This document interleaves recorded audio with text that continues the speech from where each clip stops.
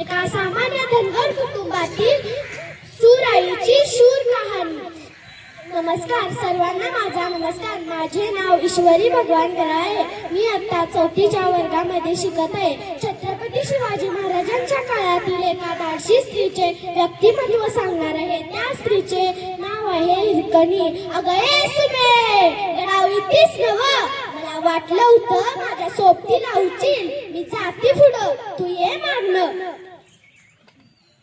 बाजारा निघाली इकाया, अरे दादा थांब की लका. बाजारा निघाली इकाया, दही दूध ताकं लोणी, गबाई माझ्या दुधात नाही पाणी. या बया पोचली एकदाशी. अरे दादा ही की बिगी आणि घी की दूध आणि ये ताई ये.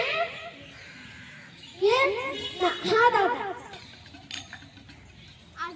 नाही आज राज्याला लवकर जायचंय. माझ्या टाण्याचं अंगलई तापलंय. अगं ए चिंगे, घी की डबा ना, घी की दूध, घी की दूध. पण हे बघ, दूध सांगायचं नाही. आधीच ऐकल्या वेळेला हिऱ्यानं दूध कमी दिलंय, दूध कमी दिलंय. या बाया मावळाय लागलं. दादा दादा थांबा, एवढ्या लवकर दरवाजा बंद केला, एवढ्या लवकर दरवाजा बंद केला. मला ओळखलं नाही स्वैर, माझ्या गोळ्याची लेख आहे. पुण्यांदा असा उशीर नाही करणार. एक गाव दरवाजा उघड केलं. सरक. महाराजांचा कायदा कडक कायदा, पण माझ्या लेकराच्या लक्षात कसा येणार कायदा. तर माझ्या लेकराच्या लक्षात कसा येणार कायदा. महाराजांनी सगळ्यांना सुविधा दिल्या, काम करण्याची परवानगी दिली, काम करण्याची परवानगी दिली. महाराजांनी एक कडक कायदा रचला. उघडलं की गडाचा दरवाजा उघडलं आणि मावळलं की गडाचा दरवाजा बंद. सबसेल बंद.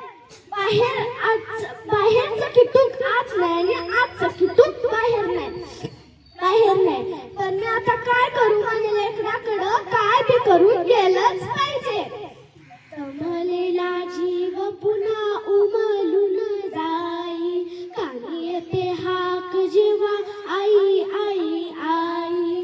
कमलेला जीव पुन्हा उमलून जाई, कानी येते हाक जेव्हा आई आई आई आई आई आई.